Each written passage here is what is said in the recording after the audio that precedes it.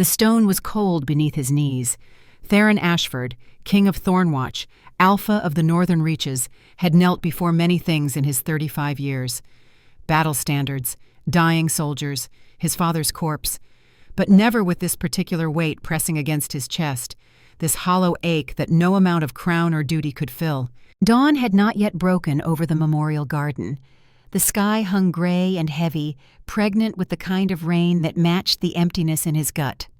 10 years.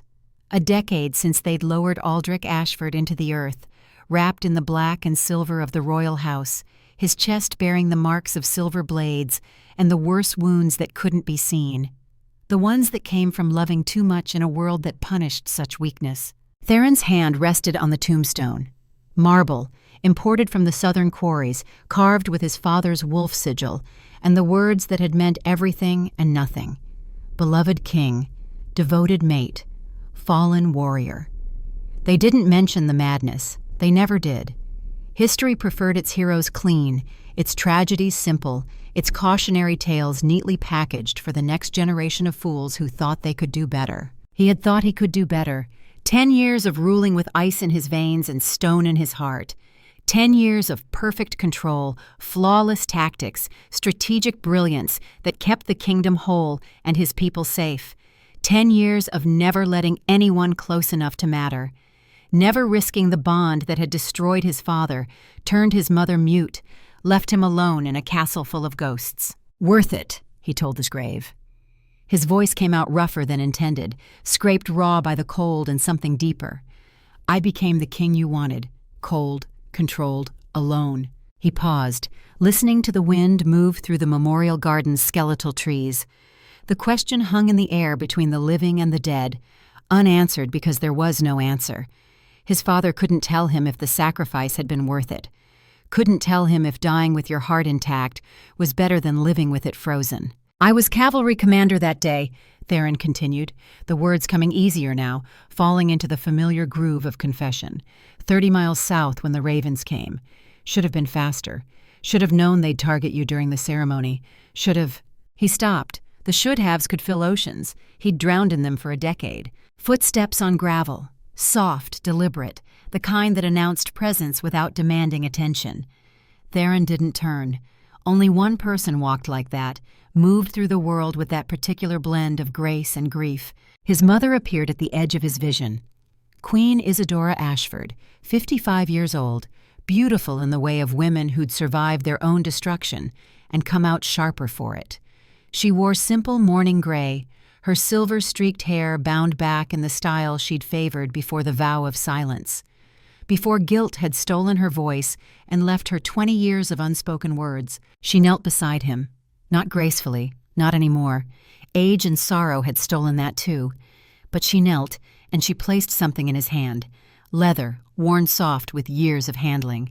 His father's war journal, the one Aldrich had kept throughout his campaigns, filled with tactical observations and personal notes and things he'd never said aloud. Theron knew the journal, had read it cover to cover in the weeks after his father's death, searching for answers that weren't there. But Isadora's finger pointed to one specific entry, marked with a strip of cloth he didn't recognize. He opened to the page. The handwriting was his father's. Strong, clear, the script of a man who believed words mattered. A king who cannot love is not strong. He is already dead. I would rather die with my heart full than live with it empty. Let history judge me as it will.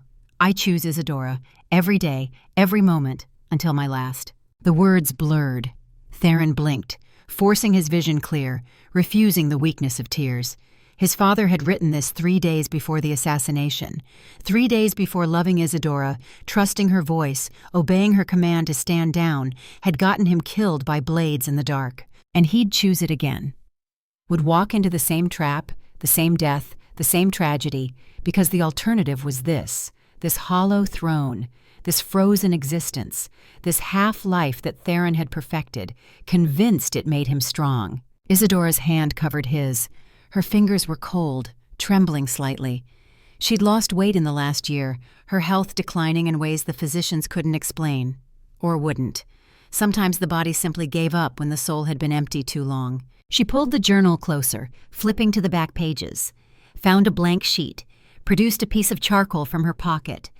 Her handwriting was shakier than his father's, but the words were clear enough. I stayed silent 20 years to protect you from the bond's pain. All I did was teach you that love equals death. I was wrong. Theron read the words twice, 3 times, felt something crack in his chest, a fissure in the ice he'd spent a decade building.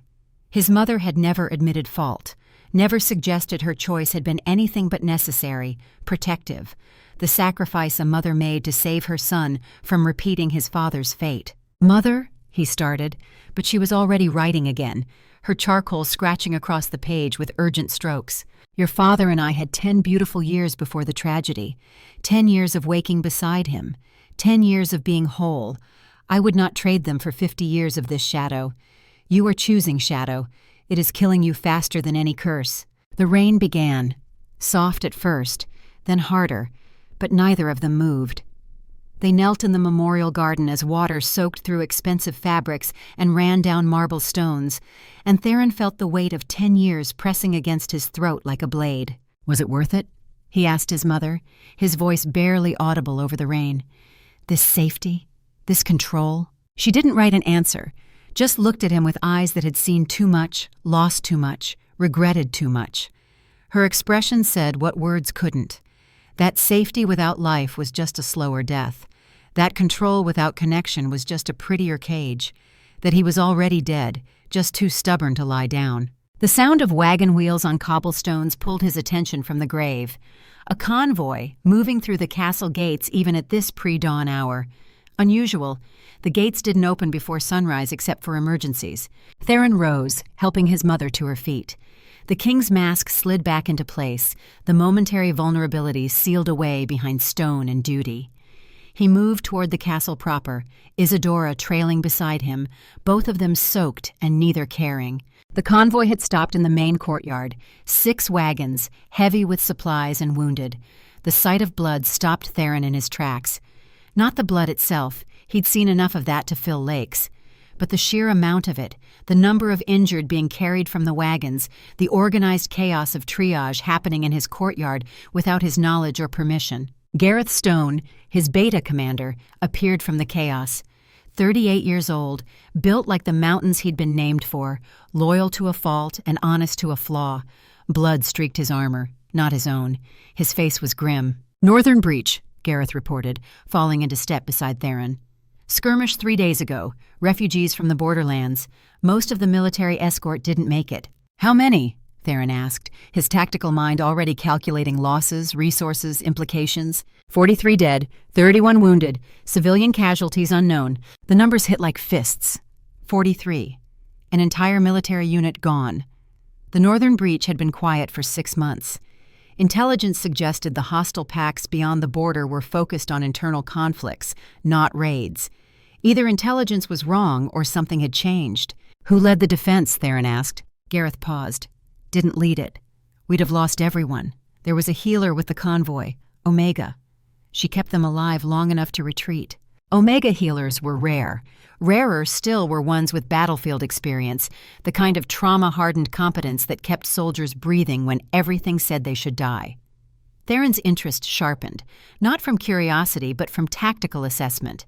The kingdom's military medical corps was understaffed, weakened by years of raids and the slow drain of talent to safer regions.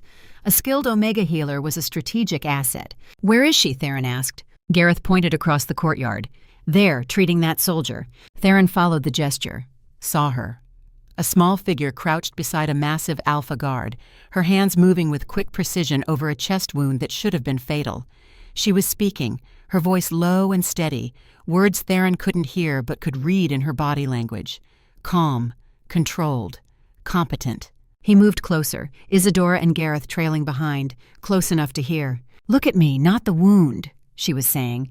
Her voice carried command despite its softness, the kind of authority that came from saving lives under fire. "That's an order, Private. You've survived worse than this. This is just Tuesday." The soldier laughed. Actually laughed, despite the gaping hole in his chest. His eyes locked on hers, his breathing steadying, his body responding to her voice the way wolves responded to pack commands, not through magic, but through trust. through the bone-deep certainty that this person knew what they were doing, had done it before, would see him through to the other side. She worked as she talked, hands steady, movements economical, no wasted motion, packing the wound with treated cloth, applying pressure with exactly the right amount of force. Her fingers found the bleeding vessel, clamped it, held it while she reached for her medical kit with her other hand. No hesitation, no panic. Just the cold efficiency of someone who'd done this so many times it was instinct. Theron watched her save the soldier's life in under 3 minutes, watched her move to the next casualty and the next, triaging with brutal practicality. This one first, that one can wait. Him, make comfortable, he's not going to make it. She was right every time. The ones she prioritized survived. The ones she'd marked for comfort care died within the hour, peacefully, his hand held by a fellow soldier she'd assigned to stay with him. "Who is she?" Theron asked Gareth quietly. "Lyria Vale, Omega healer from the borderlands. She was senior medic for the convoy's military escort. Lost her entire unit in the breach attack. She's the only survivor." The words hit differently this time. Sole survivor. Theron knew that look, the one she wore beneath the competence and the calm. The 1,000-yard stare of someone who'd watched everyone they were responsible for die and couldn't do a damn thing to stop it. He knew it because he wore it too, buried under layers of crown and duty, but there nonetheless. He studied her more carefully now, not evaluating an asset but recognizing a fellow casualty. She was younger than he'd first thought, mid-20s perhaps, though battlefield aging made such assessments difficult. Her hair was dark, pulled back in a practical braid. Her clothes were simple, functional, stained with days of blood and dirt. No jewelry, no ornamentation, nothing that wasn't absolutely necessary for survival. But it was her hands that caught his attention. Scarred. Healer's hands, marked by years of emergency medicine, chemical burns from reagents, blade cuts from field surgery. Hands that had held too many dying soldiers, closed too many eyes, written too many letters to families who'd never see their sons again. She finished with the last critical patient, giving instructions to the castle's medical staff in clear, concise terms. Then she stood, swaying slightly, exhaustion finally catching up to her. She'd been working for 3 days straight by the look of her, running on nothing but will and duty. Theron made a decision. "Gareth, Alpha, have her brought to my study, after she's had a chance to clean up and eat, and find her proper quarters. Guest wing, not servants' hall." Gareth's eyebrow rose. "That's an Omega healer with battlefield experience who just saved a dozen of our soldiers," Theron finished. "Strategic asset. I want to assess her capabilities personally." "Of course, Alpha." Theron turned to leave, then paused. "And Gareth? Make sure she knows this is a request, not a summons. She's been through enough." Gareth nodded, something that might have been approval flickering in his expression. "Understood." Theron walked back toward the castle, his mother beside him. Isadora was looking at him with an expression he couldn't quite read. Something between hope and fear, the kind of look a mother gave when she saw her son standing at a crossroads and couldn't tell which path he'd take. "What?" he asked. She didn't write an answer, just patted his arm and continued walking, leaving him with more questions than answers, which he reflected was becoming a pattern. The study was exactly as he'd left it.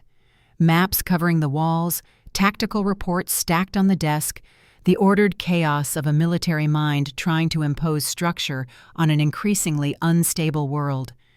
Theron shed his wet cloak, poured himself 2 fingers of whiskey he wouldn't drink, and waited. She arrived an hour later. Gareth escorted her personally, which was unusual. His beta commander didn't personally escort anyone below noble rank. But there was something in Gareth's expression as he introduced her, a respect that went beyond professional courtesy. "Lyria Vale, my king, the healer from the northern breach." She bowed. Not the elaborate court bow, but the simple acknowledgement of rank that soldiers used. Efficient, respectful, without being servile. "Leave us," Theron told Gareth, and closed the door. Gareth hesitated for just a moment, then obeyed. The door shut with a soft click, leaving Theron alone with the Omega healer who'd saved his soldiers and carried the weight of 43 dead in her eyes. "Sit," Theron said, gesturing to the chair across from his desk. She sat. Didn't fidget, didn't look away, didn't display any of the nervous submission behavior that Omegas were trained to show in the presence of Alphas.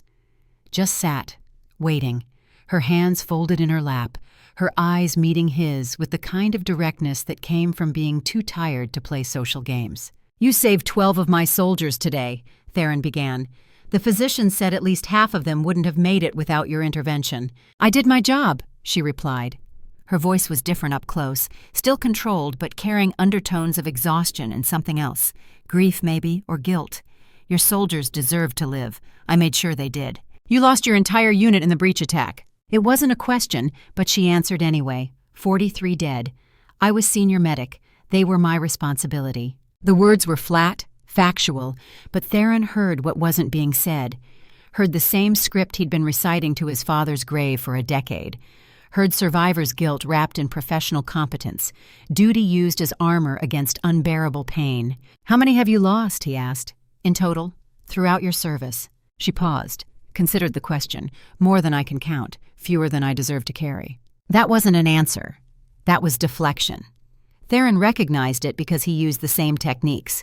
So he tried a different approach. Direct assault when flanking failed. "Your convoy was ambushed 3 days from here. You had wounded who couldn't travel fast. Why didn't you request backup? Send a messenger ahead?" Her expression shifted. Not anger, but something colder. The look of someone who'd been second-guessed by armchair commanders who'd never heard the screams. Because the messenger would have taken 8 hours minimum to reach the nearest garrison. The wounded wouldn't have lasted 4. Because backup meant leaving defensive position to rendezvous, exposing civilians to flanking attack. Because sometimes you make the calculation that slow retreat with high casualties is better than fast rout with total annihilation. I made that calculation. 43 died. 300 lived. You tell me if I made the right call. The words hit like artillery. Theron found himself leaning back, reassessing. She wasn't defensive. She was battle-tested. Every word carried the weight of decisions made under fire, choices with no good options, just less terrible ones. "I would have made this same call," he said quietly. She looked at him then, really looked at him. Her eyes were gray, he realized, the color of winter storms and old regrets. And in them, he saw recognition. The same look he'd seen in mirrors, in the faces of soldiers who'd survived too much and lost too much and kept going because stopping meant admitting it was all for nothing. "How many did you lose?" she asked. "In the cavalry charge, the one that still keeps you awake at night."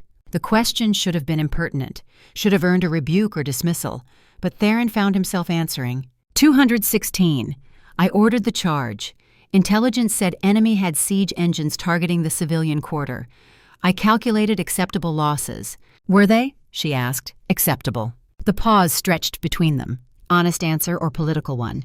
Truth or armor? No, but they were necessary. She nodded, didn't offer platitudes or comfort, just understanding. I carry 43. It doesn't get lighter, just becomes part of you.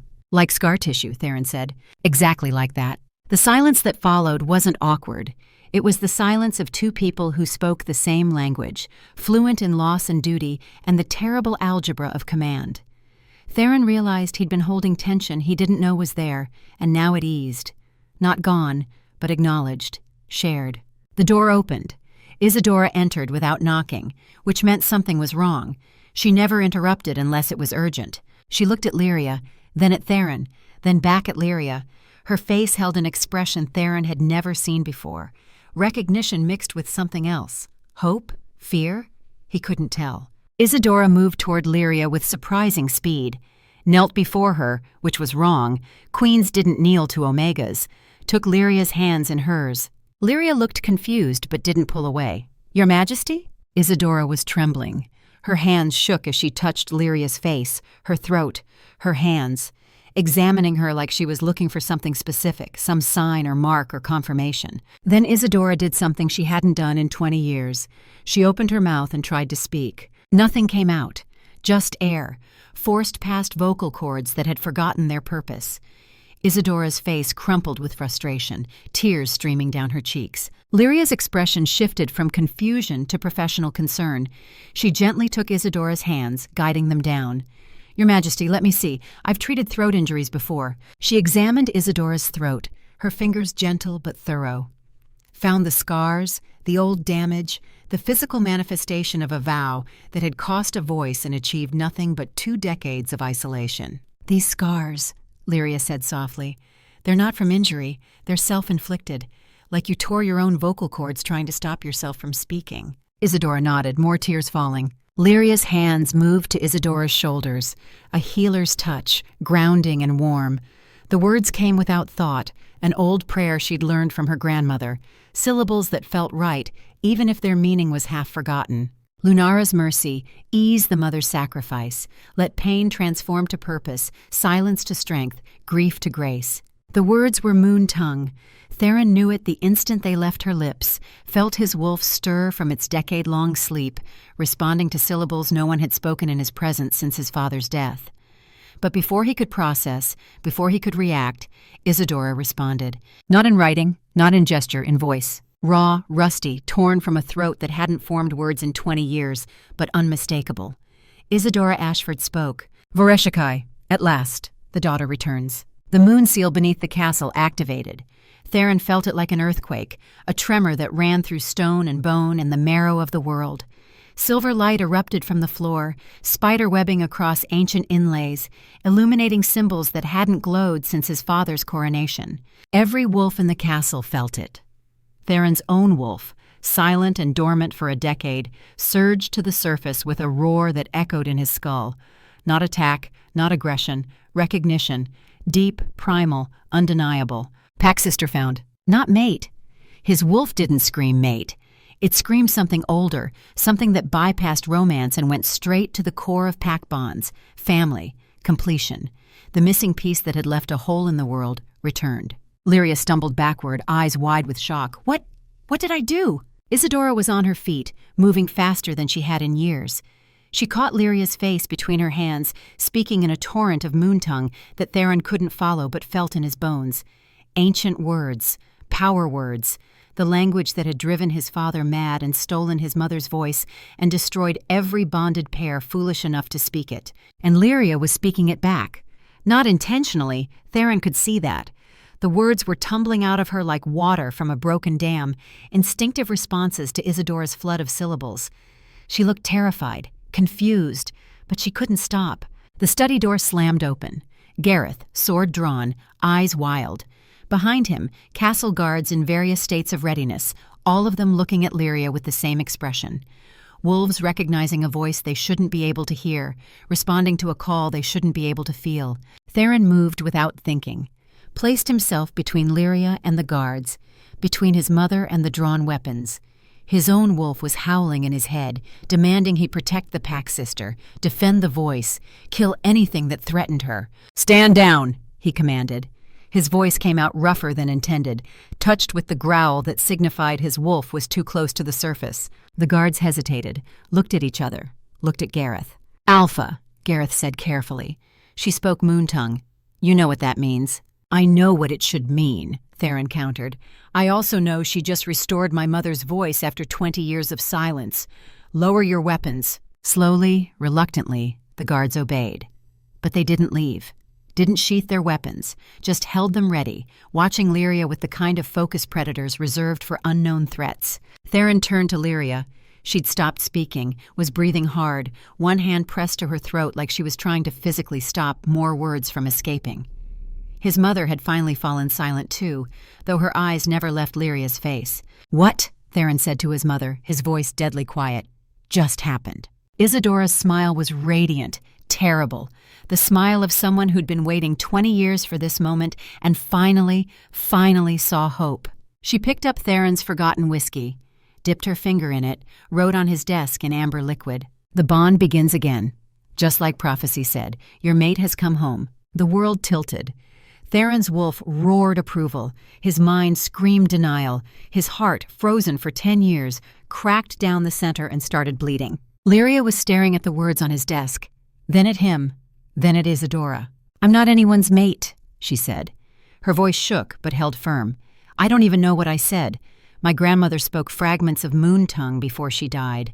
She was a healer during the scourge, said the words embedded in healers' bloodlines, passed down through survivors. I've never been able to control it." Theron forced himself to breathe, to think, to impose tactical analysis over the chaos in his chest. "Gareth, clear the room. No one speaks of this. That's an order." Gareth looked like he wanted to argue, but he was too good a soldier. He herded the guards out, shut the door, left Theron alone with his mother and the Omega who'd just shattered a decade of carefully maintained control. Theron looked at Lyria, really looked at her. Past the competence and the scars and the exhaustion. Tried to see what his mother saw, what his wolf recognized, what terrified him more than any enemy army. All he saw was a woman who'd lost 43 people and was too damn tired to lie. A woman who spoke a language she didn't understand. A woman who'd saved his soldiers and might destroy his kingdom and made his frozen heart beat for the first time in 10 years. And that, more than the moon tongue or the prophecy or his mother's radiant certainty, was what scared him most. The dreams came that first night. Theron had dismissed Lyria to guest quarters in the royal wing, his mother's insistence overriding every tactical objection his mind could manufacture. Guest quarters meant proximity. Proximity meant risk. Risk meant the bond his mother seemed so certain about could take root, grow, become the same strangling vine that had killed his father. But Isadora had written one sentence in her newly restored voice, rusty but determined. She sleeps near us, or she sleeps nowhere. The castle is not safe for her tonight. She was right. Theron had posted 4 guards outside Lyria's door, not to keep her in, to keep the whispers out. Already word was spreading through the castle. The Omega who spoke moon tongue, the voice that woke the seal, the bond that wasn't supposed to form again. He'd retreated to his own chambers, exhausted by a day that had started at his father's grave and ended with prophecy crashing through his carefully ordered world. Sleep should have been impossible. Instead, it claimed him the moment his head touched the pillow, dragging him under like a riptide. The dream was not his own. He stood in a castle he recognized but had never seen. Thornwatch, but younger. The stones less weathered, the tapestries bright with colors that hadn't yet faded. The great hall thrummed with life, soldiers and servants moving with the easy confidence of a kingdom at peace. A woman's laughter drew his attention. She stood near the hearth, dark hair unbound, wearing healer's robes marked with the crescent moon of her calling.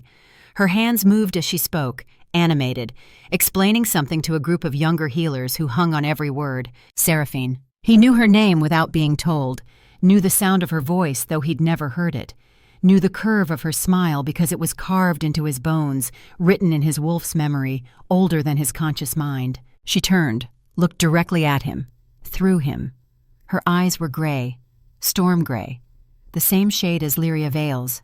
Then the perspective shifted. He was no longer watching. He was inside someone else's skin, seeing through different eyes, taller perspective, broader shoulders, the comfortable weight of authority and the sharper weight of love. Aldrich, not his father, someone older, the first Aldrich.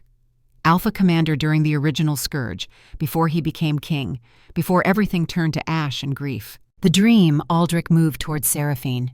She smiled as he approached, the kind of smile that contained entire conversations. How was the border patrol? You're limping again. You promised you'd let the healers check that leg. He caught her hand, pulled her close enough to speak quietly. The young healers scattered, giggling, granting them privacy. Still trying to save everyone, he murmured.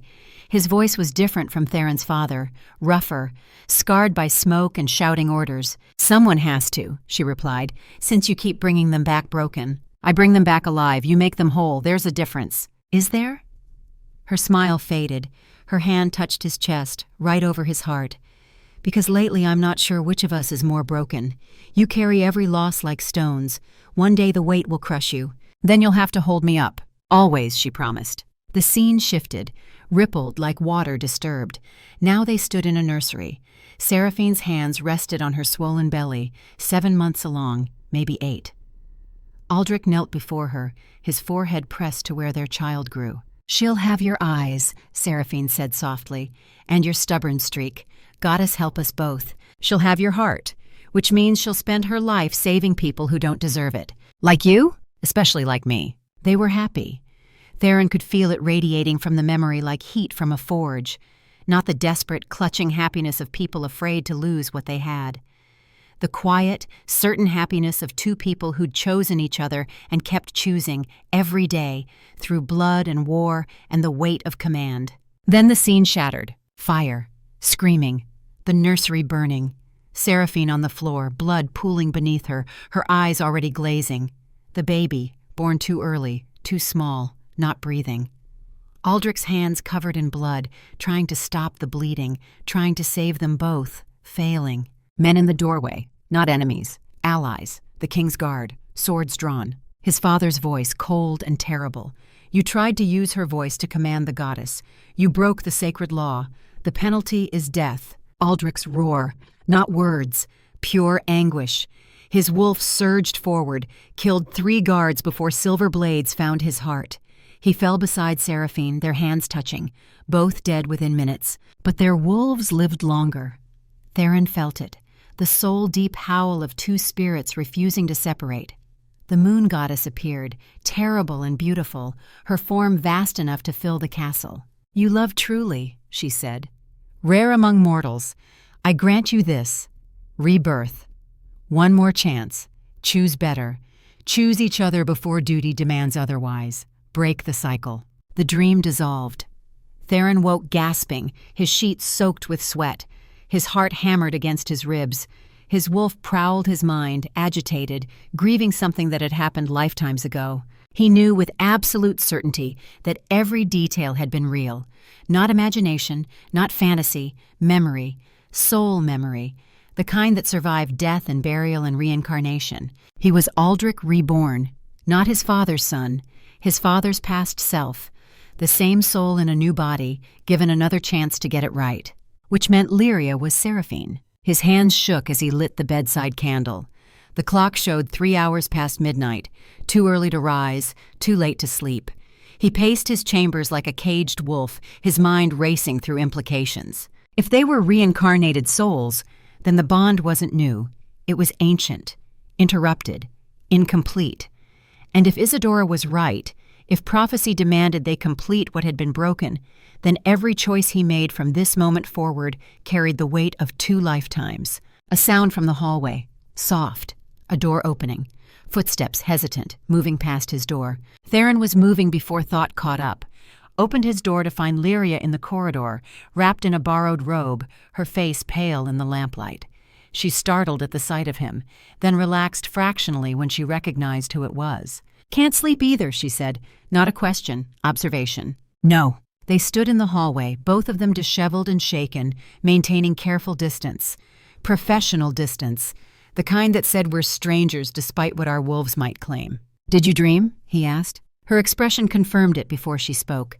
A castle on fire, a woman dying in childbirth, a man who looked like you but older, different. He killed guards, died beside her. It felt real. Because it was. He told her. Everything. The past life memory, Aldrich and Seraphine, the goddess's promise of rebirth, the prophecy that they'd been given another chance to choose love before duty, destroyed them. Lyria listened without interrupting. When he finished, she was quiet for a long moment. Then she laughed, bitter, exhausted. "So we're supposed to what? Fall in love because our dead selves did?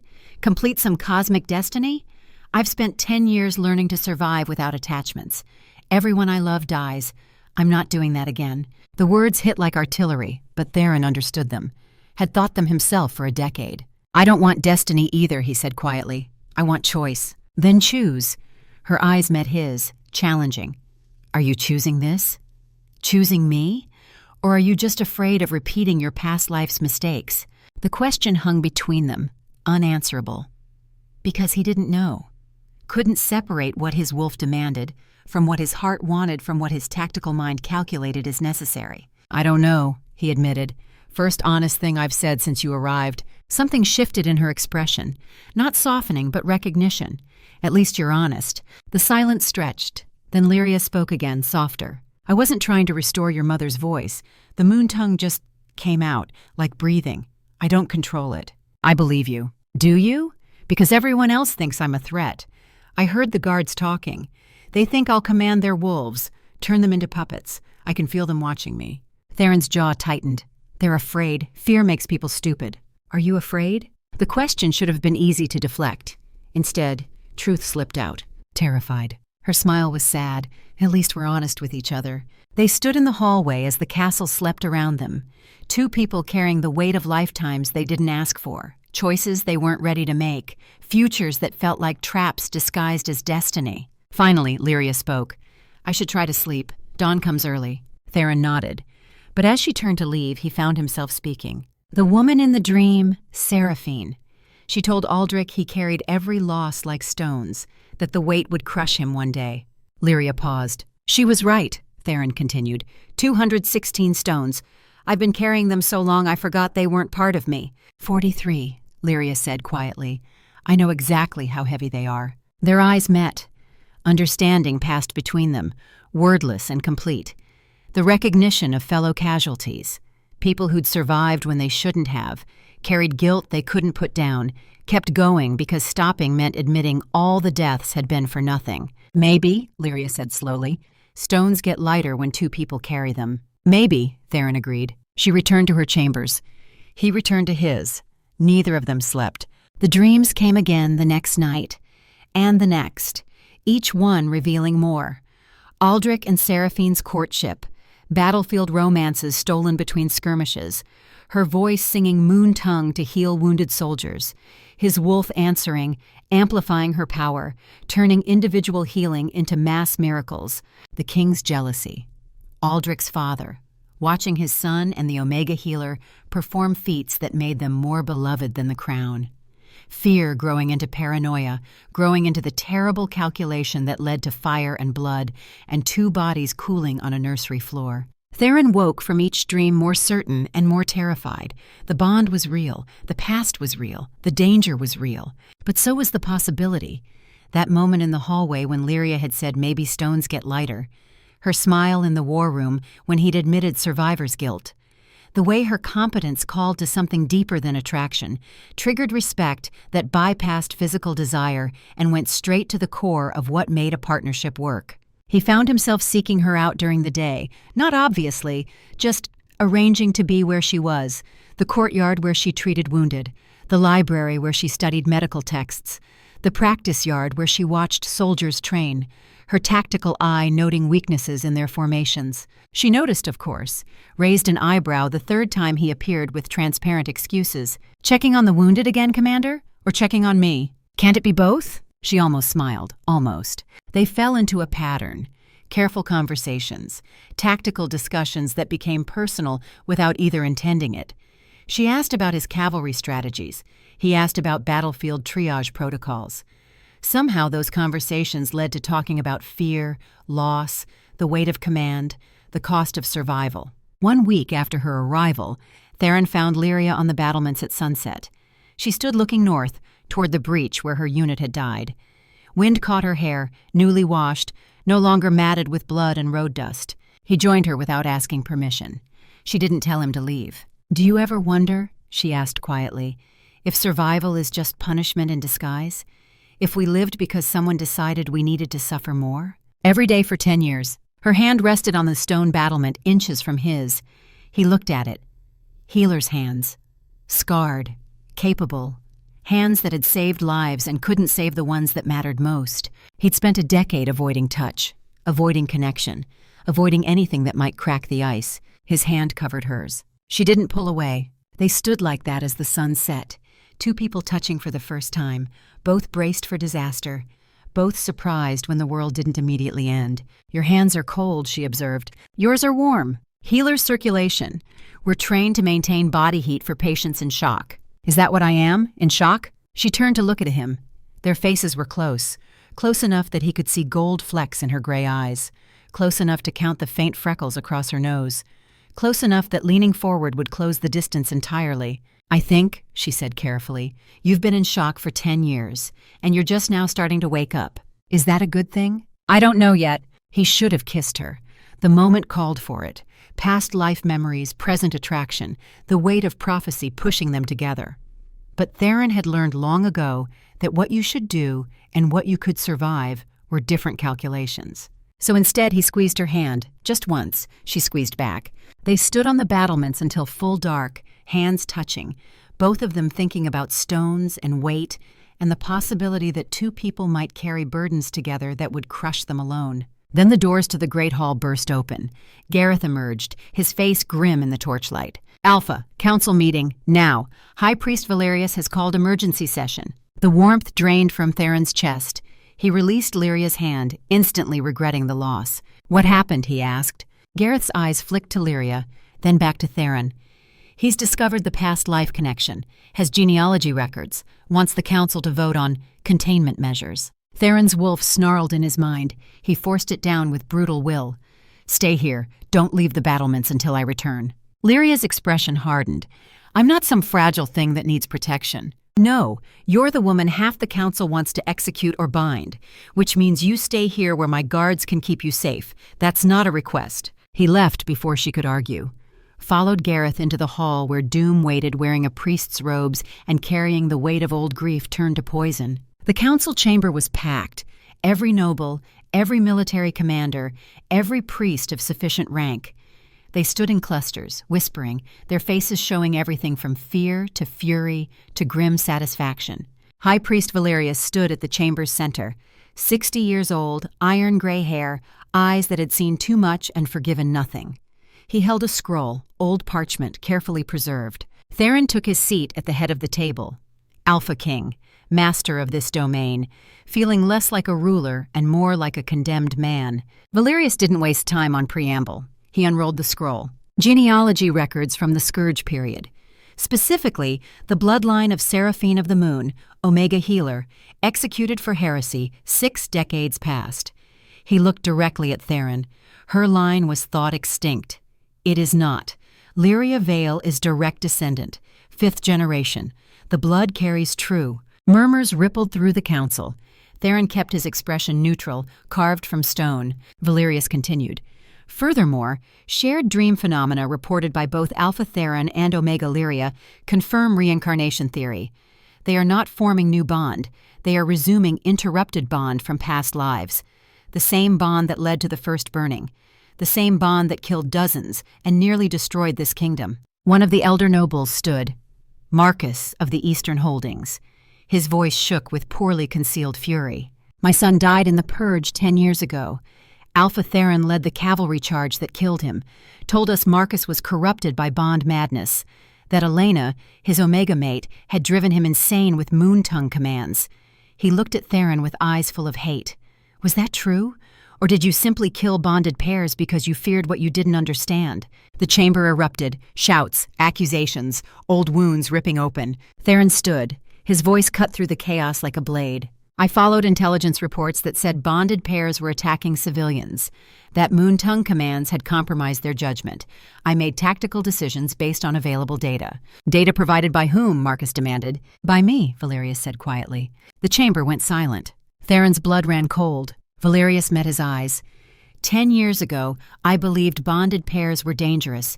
I believed Moontongue would destroy us all. I provided intelligence that suggested corruption when there was only fear. I told you Marcus and Elena were compromised.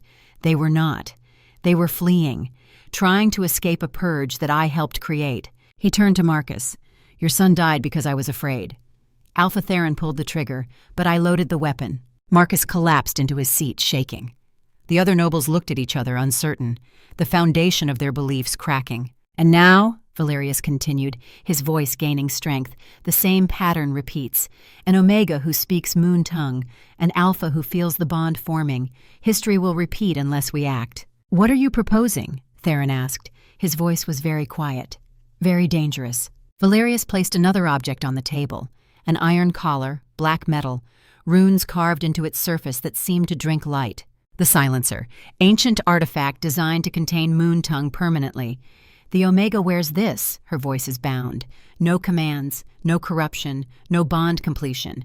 The kingdom stays safe." Theron stared at the collar, at the runes that promised imprisonment disguised as protection, at the faces of nobles who nodded, relieved to have a solution that didn't require them to feel. "And if I refuse," he asked. "Then we vote," Valerius said simply. The council vote was swift, brutal. 10 hands rose in favor of containment. Only Gareth abstained, his face stony. Theron stood. "The king's veto stands. Lyria Vale will not be collared." "Then what?" Marcus demanded. "We just wait? Wait for her voice to corrupt us? Wait for the bond to complete and history to burn us again?" Theron made his choice. The same choice Aldrich had made. The wrong choice. The safe choice. The choice that would save his kingdom and destroy his heart. "She leaves. Tomorrow at dawn. Escorted north to the border settlements. She'll serve as healer there, away from the capital, away from me. The bond cannot complete if we're separated." The council murmured approval. Crisis solved, danger removed, kingdom safe. Gareth looked at him with something like disappointment. "My king, is that wise?" "It's necessary." Meeting adjourned. Theron walked from the chamber before anyone could see the cracks forming in his stone mask, walked through corridors that suddenly felt like tombs, found himself at his mother's chambers without consciously choosing the destination. Isadora was waiting. She'd heard. Of course she'd heard. She looked at him with eyes full of sorrow. She wrote one sentence, "You're choosing duty over love." Again, just like last time. "Last time," Theron said, his voice raw, "I chose love. The castle burned. My daughter died. Seraphine died. Aldrich died. This time I'm choosing differently." Isadora wrote faster, her handwriting jagged. "This time you're just a coward." The word hit like a fist. Theron reeled back. His mother continued writing. "Your father and I had 10 beautiful years before tragedy, 10 years of waking beside each other, 10 years of being whole. Yes, he died, but I would rather have 10 years of light than 50 years of shadow. You're choosing shadow. It's killing you faster than any curse." She thrust a letter at him. Aldrich's handwriting, not his father's, the original Aldrich. A letter Seraphine had preserved that Isadora had found in old archives that had survived 6 decades to deliver one message. Theron read it, hands shaking. The letter explained everything. The night of the fire, Aldrich hadn't been defending Seraphine from assassins. He'd been defending their daughter's nursery. The attack had targeted the baby. Aldrich died protecting the cradle. The baby survived long enough to see her father's body, then died 3 days later. Of grief. Wolves could die of broken hearts. And at the bottom, in Seraphine's shaking hand, a final note. "If souls can be reborn, if we're given another chance, tell him this. Choose love first, duty second. We lost everything because we waited too long to choose what mattered." Theron's world shattered again. His mother pulled his face close, spoke in her rusty, restored voice. "Lyria is not just your mate. She's your sister's soul reborn, the baby you lost. That's why the bond feels like coming home. You're not falling in love with a stranger. You're remembering family." Theron couldn't breathe, couldn't think, could only feel the weight of 2 lifetimes crushing him. He ran, found Lyria still on the battlements, exactly where he'd left her. She turned as he approached, saw his face, knew. "They're sending me away," she said. "Not a question. Tomorrow at dawn, North Settlements, it's safer for everyone." "Safer." Her laugh was bitter. "You mean easier? Easier to pretend this doesn't exist. Easier to go back to your frozen throne and dead heart." "Yes," he admitted, "because easy is what keeps kingdoms standing. Easy is what prevents fires. Easy is what saves lives." She stepped close, not touching, just close enough that he could smell rosemary and moonlight and the warmth he was choosing to abandon. "Your mother told me about the letter, about your sister, about choosing love first." He flinched. "And you know what I think," Lyria continued. "I think you're not protecting the kingdom, you're protecting yourself. Because if you let yourself love me, if you complete this bond and I die like Seraphine did, you won't survive it. So you're killing it first, killing us, because that's easier than risking grief." She was right. He knew she was right, couldn't admit it. "I'm keeping you alive," he said instead. "No."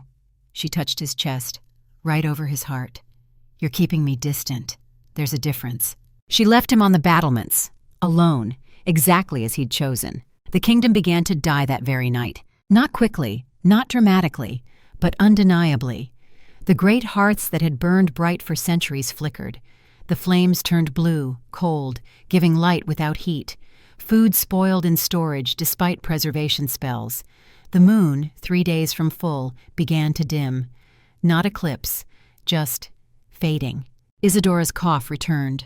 The physicians had no explanation. She'd been recovering, her voice growing stronger. Now she weakened by the hour. The very stones seemed to lose warmth. Frost appeared on interior walls despite it being summer. Soldiers on patrol reported feeling watched, followed, hunted by something they couldn't name. Theron threw himself into tactical solutions, ordered more firewood, imported food, increased patrols, tried to impose order on chaos that his own choice had created. It didn't work. The first day after the council vote, Lyria remained in her chambers, preparing for departure, packing the few belongings she'd brought from the borderlands. The castle staff reported she'd refused meals, refused visitors, just sat by her window, staring north toward the settlements that would be her exile. The second day, the reports grew more concerning. She hadn't slept, hadn't eaten.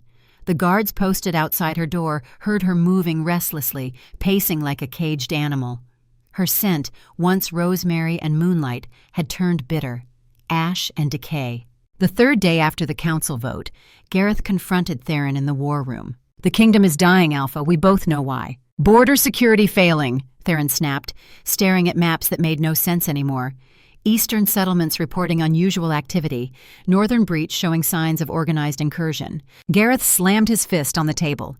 "The kingdom is dying because you're dying, because you rejected the bond and now you're both withering. Lyria hasn't left her chambers in 3 days. Won't eat, won't speak. She's fading. She's strong. She'll recover once she reaches the settlements." "Will she?" Gareth's voice was brutal. "Because from where I stand, you're both choosing slow death over quick life. And you're dragging the rest of us down with you." Theron looked at his beta commander, his friend, the only person besides his mother who'd stood by him for 10 years. "What would you have me do?" he asked. "Complete the bond? Risk everything Aldrich and Seraphine lost?" "I'd have you stop being a coward." The words echoed his mother's, struck the same nerve. "Get out," Theron said quietly. Gareth didn't move. "You want to protect everyone? Start by protecting what matters. That Omega healer matters. To you. To this kingdom.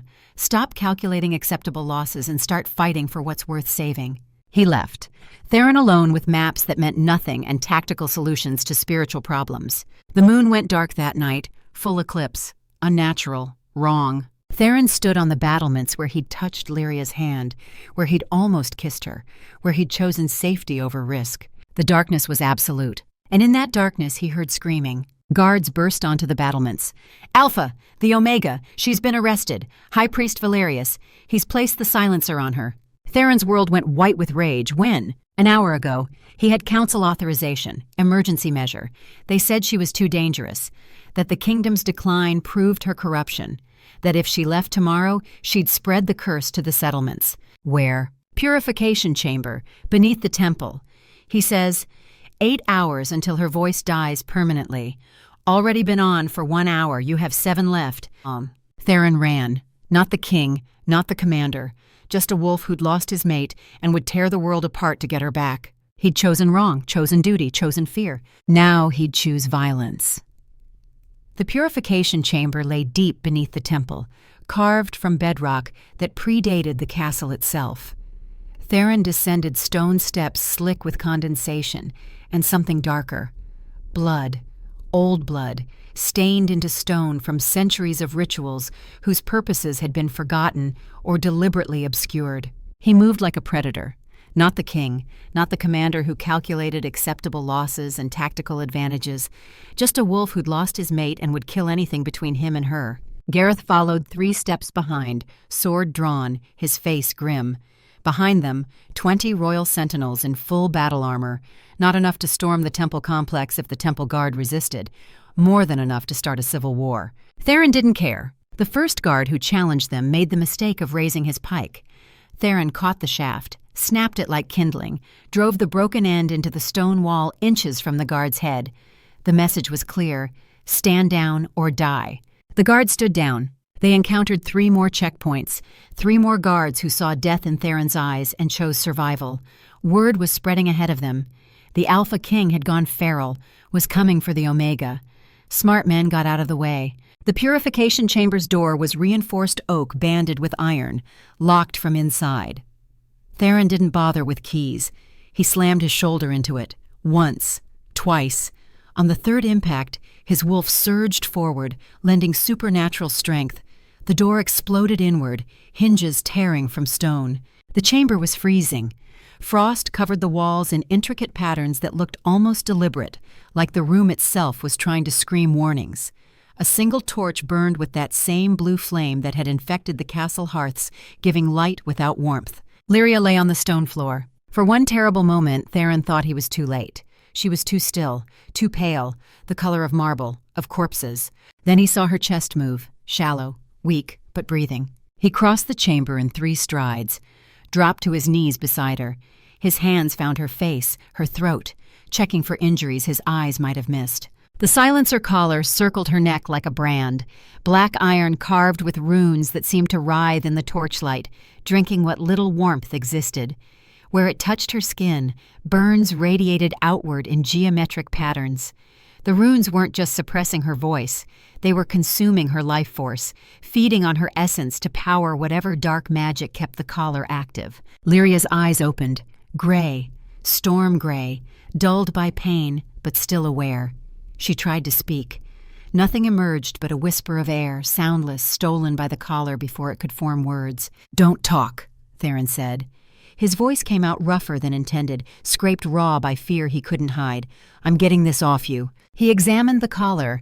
Solid construction, no visible lock or hinge. The metal felt wrong against his fingers, colder than iron should be, almost alive in its malevolence. The runes pulsed faintly, a heartbeat that didn't match Lyria's. Gareth appeared beside him. "We need a mage, someone who understands artifact binding." "No time." Theron's fingers found the seam where the collar met, tried to force it open through sheer strength. The metal didn't budge. His hands began to burn where they touched the runes, his skin blistering. He didn't let go. "Alpha!" Gareth grabbed his wrist. "You're hurting yourself. We need another way." "There is no other way. Every minute that collar stays on, she dies a little more. I'm not leaving her like this." A sound from the doorway. Light footsteps. Theron's hand went to his sword before he recognized the presence. Isadora entered the purification chamber, moving faster than she had in years. She carried a book, ancient, leather-bound, the kind of tome kept locked in royal archives because its contents were too dangerous for common knowledge. She opened the book, found a page marked with ribbon, thrust it at Theron. He read, his blood turned to ice. "The Silencer's Binding, artifact forged during the Purge Wars to contain Moontongue permanently, cannot be removed by force, cannot be unlocked by key. Only 2 methods of release documented. First method, death of the bound.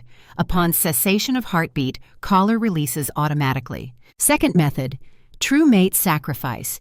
Alpha must offer blood freely given, speaking mate's true name while cutting own throat. Death of Alpha releases Omega."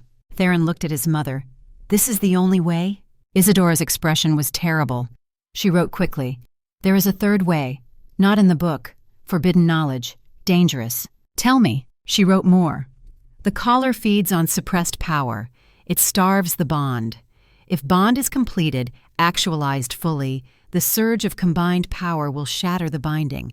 But completion requires—" She paused, then finished writing. "Consummation. Physical union. In front of the moon seal. Offering the completed bond as gift to the goddess, not weapon. It will either free her or kill you both when the power surge hits the collar." Theron read the words 3 times, felt the weight of them settle like stones. Gareth had read over his shoulder. "That's insane. The risk is—" "I know the risk," Theron interrupted. He looked at Lyria, at her fading color, at the burns spreading from the collar.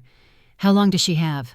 Isadora checked Lyria's pulse, listened to her breathing, wrote 1 word, "Hours." Theron made his decision. The same decision Aldrich should have made 60 years ago. The right decision. The terrifying decision. The choice that might save them or damn them, but at least was a choice made from love rather than fear. He gathered Lyria into his arms. She weighed nothing, had lost so much in 3 days of imprisonment. Her head lolled against his shoulder, too weak to hold herself upright.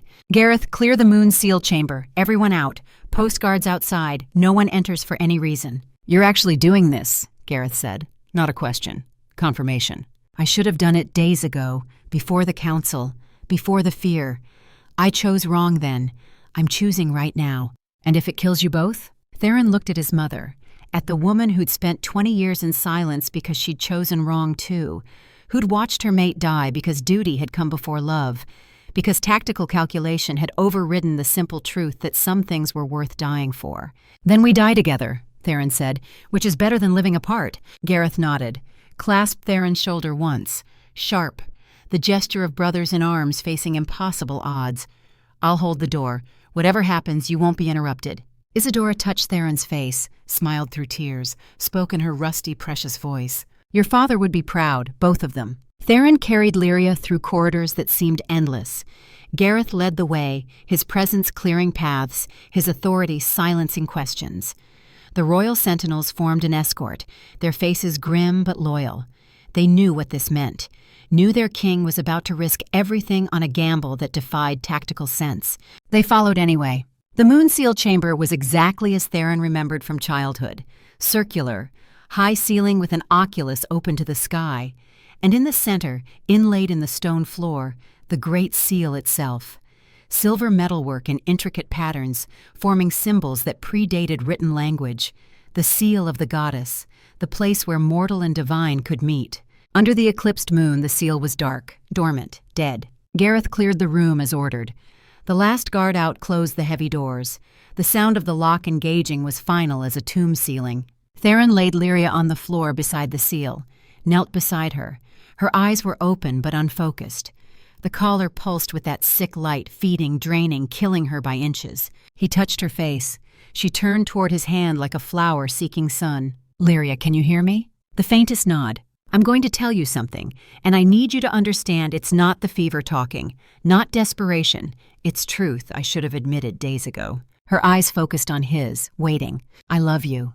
Not because prophecy demands it, not because our souls knew each other in past lives, because you saved my soldiers and carried 43 deaths with the same grace I carry 216, because you called me a coward and meant it, because you make me feel something other than hollow, because when I touch your hand, I remember what it's like to be human instead of just a king." Tears tracked down her temples. She tried to speak. The collar stole the words. "I'm going to complete the bond," he continued, "the way my mother explained. It's the only way to break the collar, and I need you to know that's not why I'm doing it. I'm not completing the bond to save you. I'm completing it because I want to, because I choose you, because if we both die tonight, I'd rather die whole than live broken." He paused, searching her eyes. "If you don't want this, blink twice. I'll find another way, even if it costs my life." Lyria didn't blink twice. She raised one trembling hand, touched his face. Her lips moved, soundless, but he could read the shape. "Choose me." Theron kissed her. Not the careful, controlled kiss of a king maintaining propriety, the desperate, honest kiss of a man who'd wasted too much time on fear and had none left to waste. She kissed him back, weak, fading, but present, choosing him as he chose her. He gathered her closer, felt the wrongness of the collar between them, its cold metal pressed against his chest, felt her heart beating too slow, too weak, dying under the weight of dark magic. Not much time. He stood, lifted her, carried her to the center of the seal. The moment his foot touched the silver inlay, light flickered, faint, tentative, like embers trying to remember how to burn. Theron laid Lyria down on the seal itself. The silver patterns beneath her began to glow with more conviction, responding to her presence, to her bloodline, to the moon-tongue magic that ran in her veins, despite the collar's attempts to strangle it. He knelt beside her. This wasn't about desire, wasn't about physical pleasure or the mechanics of consummation. It was about choice, about two people deciding that connection mattered more than safety, that love was worth the risk of loss, that being whole together beat being safe apart. His hands found the fastenings of her simple dress. She helped as much as she could, her movements weak but determined. Between them, they managed. Fabric whispered against skin, barriers removed, not to expose but to eliminate, to have nothing between them, no walls, no armor, no protection from the vulnerability of being seen. She was beautiful, not in the way poets described beauty, in the way survivors were beautiful, scarred, strong, marked by life and still breathing. Her skin bore the evidence of 10 years in battlefield medicine, burns from alchemical accidents, blade cuts from emergency surgery, the map of a life spent saving others. He traced one scar, long diagonal across her ribs. "Breach attack," she whispered. The caller couldn't steal words spoken at this volume, this close. Shrapnel. Almost died. Didn't, though. No. She touched his chest, found a matching scar. "Cavalry charge? How did you know?" "You carry it different. Guilt scars deeper than steel." They knew each other, not from past lives, from present pain, from shared understanding that some wounds never healed, just became part of who you were. Theron shed his own clothing, let her see what he hid under crown and duty. a body built for war, scarred by it, marked by every choice that had cost blood. He'd never let anyone see this, the physical evidence of his failures carved into flesh. Lyria's hands found each scar, named them without asking. Here, the border skirmish where you lost your cavalry unit. Here, the assassination attempt on your coronation. Here, the wound from your father's funeral when you stood honor guard for 16 hours and collapsed from blood loss you didn't tell anyone about. She saw him, all of him, and didn't look away. He lowered himself over her, careful, gentle.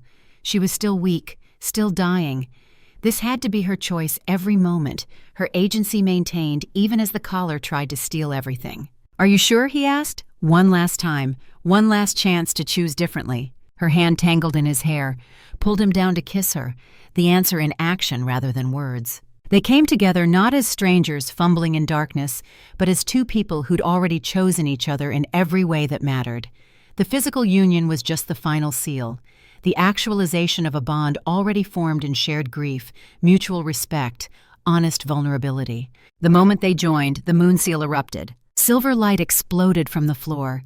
Not the cold, dead light of the collar, living light, warm, pure, the light of stars and moonbeams and every beautiful thing that survived darkness. The seal's patterns blazed. The symbols that had been dormant for decades roared to life. Power surged through the chamber, through Theron and Lyria, through the bond that connected them. The collar screamed. Its runes flared dark against the silver light. The metal heated, trying to burn, trying to kill, trying to destroy the bond before it could complete. Lyria cried out, her neck burning where the collar touched. Theron held her. Didn't stop. Couldn't stop. The bond was everything now. His wolf merged with hers, their essences intertwining, becoming something that was both and neither. Partnership. True partnership. Not dominance, not submission. Just two souls deciding to be whole together. The collar's scream reached a pitch beyond hearing. The metal cracked. Fissures appeared in the black iron, silver light bleeding through. Then it shattered. Fragments exploded outward, dissolving into ash before they hit the ground. The dark runes burned away. The terrible cold vanished, and Lyria gasped, a full breath unobstructed for the first time in days. But the light didn't stop. The moon seal was still blazing, brighter now, filling the chamber with radiance that made torches look like dying embers. The oculus above them showed the eclipsed moon, but now the darkness was retreating, the eclipse reversing. Impossible. Against every natural law. A presence materialized above the seal. The goddess. Not the twisted, imprisoned thing that Valerius had served. The true goddess. Vast, terrible, beautiful. Her form was light and shadow both, constantly shifting, too large for mortal minds to fully comprehend. But her face, when it resolved, held something unexpected. Kindness. She looked down at Theron and Lyria, still joined, still connected, their bond blazing like a beacon. Finally, her voice was everywhere and nowhere, inside their minds and outside reality. Two souls who learned, who chose love before duty devoured it, who completed the bond not from compulsion, but from choice. She turned her attention to the chamber walls, to the temple beyond, to the entire kingdom that had been dying from the wound of separation. You imprisoned my voice because you feared it, used my power while denying me choice, forced Omegas to silence their nature because you called it corruption, named love a curse and called fear wisdom. Her form grew, filled the chamber, extended beyond physical space. I was never your enemy. I was your partner. Divine and mortal were meant to work together. But you chose control over connection, broke the sacred balance. This kingdom has been dying not from my curse, but from your fear. She looked back at Theron and Lyria. These two remembered, chose differently, offered their bond as gift, not weapon. In so doing, they freed me from the prison of your expectations. Power surged from the goddess, not destructive, transformative. It poured into Theron and Lyria like water filling drought-cracked earth. Theron felt his wolf change, not caged, not raging, but integrated, whole. The hollow space where his beast had slept for a decade filled with golden light. He was still himself, still tactical, still a warrior, but complete. The wolf and the man merged into something greater than either alone. Lyria's transformation was silver light. Her voice, suppressed and stolen, returned magnified. Moon tongue wasn't just words she could speak. It was part of her essence. She could sing healing into wounds, could command not through force but through harmony, could be the bridge between mortal and divine that Omegas were always meant to be. The goddess smiled. "You are no longer just king and healer. You are wolf of light and voice of the moon. My champions, my partners. Build the world I dreamed of when I first taught wolves to speak. One more thing." The goddess turned, her attention focused on the chamber doors. They burst open. Valerius stumbled through, his face pale, his eyes wide. "No," he whispered. "This isn't how it's supposed to go. The bond destroys. The prophecy demands destruction." The goddess's expression held infinite sadness. "You imprisoned me because your son died, because you blamed the bond. But I didn't kill Marcus. Your fear did." Valerius shook his head. Denial, desperation. The goddess showed him, not words, vision. The truth forced into his mind with divine clarity. 10 years ago, Marcus and Elena, young and bonded, having visions, prophecies, warnings of a war coming from the north. They tried to warn the council. Valerius, terrified of what he didn't understand, declared them corrupted, called for the purge, gave Theron intelligence that branded bonded pairs as enemies. Marcus and Elena weren't attacking. They were fleeing, running from the purge Valerius had ordered. Theron's cavalry caught them at the border. Marcus raised his hands in surrender. Theron, following intelligence he trusted, saw aggression. The killing blow was clean, professional, the kind of death soldiers gave enemies they respected. Marcus died instantly. Elena, bonded so deeply their souls were intertwined, lasted 3 more minutes, just long enough to whisper forgiveness. "You killed your son with fear of what you didn't understand," the goddess said. Theron pulled the trigger. "But you loaded the weapon. Both carry guilt. Both deserve truth." Valerius collapsed, broken. Not by divine punishment, by the weight of his own choices finally becoming clear. "Your penance," the goddess continued, "is life. You will live. You will remember. You will teach others that fear destroys more surely than any curse, that love, freely chosen, builds what control can only break." She turned back to Theron and Lyria. "Rise, clothe yourselves. Your kingdom needs you both." The light began to fade. The goddess's presence diminished, not gone, just stepped back, giving them space to be mortal again. Theron and Lyria stood, found their clothes, dressed with the easy comfort of 2 people who'd seen each other completely and found nothing to fear. Gareth opened the doors cautiously, saw them standing, alive, whole. His relief was visible. "The collar?" "Destroyed," Theron said, along with everything that made it necessary. They walked from the moon-seal chamber into a castle transformed. The hearth fires burned warm and golden again. Food in storage was fresh. The unnatural frost had melted. And everywhere people were emerging from rooms and corridors, looking at each other with wonder. The oppression was gone. The fear that had choked the kingdom for a decade lifted. People could breathe again. Isadora waited in the great hall. She ran to Theron, embraced him with strength she hadn't shown in years. Then turned to Lyria, hugged her just as fiercely. "Welcome home, daughter." The coronation happened 3 days later. Not a replacement. An addition. Theron remained Alpha King, but Lyria stood beside him as equal, not consort. Twin Alphas. The first time in kingdom history that power was shared rather than hoarded. The ceremony was simple, practical. Gareth placed twin crowns, identical in weight and design. The council, humbled and shaken, swore oaths not just to the king but to both rulers. And when Lyria spoke, using moon tongue to accept the crown and pledge her service, no one flinched. The goddess had taught them. Fear was the enemy. Connection was strength. The weeks that followed brought change. Rapid, necessary. Omegas were integrated into every level of society. The Combat Medical Corps was established, with Lyria as its commander. Bonded pairs were honored rather than feared. Moon tongue became a studied language, taught alongside tactics and medicine. The kingdom didn't just survive, it thrived. 6 months passed. Winter settled over Thornwatch, but the cold was clean now. Natural. The kind that made fires feel welcoming rather than desperate. Theron stood in the war room with Lyria, reviewing border reports. They worked in comfortable silence, the kind married people developed, finishing each other's tactical sentences, anticipating needs before they were spoken. He'd learned to sleep without nightmares, learned to carry his 216 stones without them crushing him, because Lyria carried them too, shared the weight, made burden into ballast instead of anchor. She looked up from her report suddenly. Her expression shifted. Not fear, uncertainty. "Do you hear that?" Theron listened, heard nothing. "What?" "Moon tongue. From the north. Multiple voices. Not hostile, but strange, like they're singing harmony, calling." Before he could respond, Gareth burst into the room. Alphas. Northern scouts report refugees. Hundreds. Bonded pairs. They're fleeing something. Their leader requests audience. "Show them in." The refugee leader was old. Ancient, really. Her hair white as fresh snow. Her eyes held the depth of someone who'd seen empires rise and fall. She bowed, not from fear but from respect. "I am Moira, elder of the northern packs. We've traveled far to reach you, to witness what the prophecies spoke of." "Witness what?" Lyria asked. "The reunion." The old woman's smile was enigmatic. "The moon goddess has awakened. We felt it 6 months past.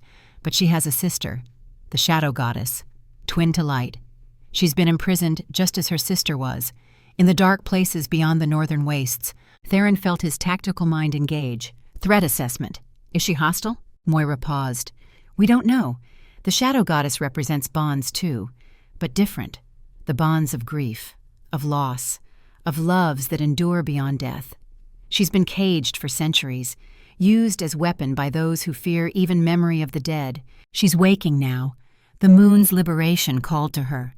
She wants reunion with her sister, wants to remember what she was before imprisonment twisted her." "How many are coming?" Lyria asked. Moira's expression was grave. "Every bonded pair in the northern territories. Thousands. They march under both banners, Silver Moon and Black Shadow. They seek the twin alphas who freed the moon, who might free the shadow." Theron and Lyria exchanged glances, a conversation in silence, then nodded together. "We'll meet them," Theron said, "together, as we face everything."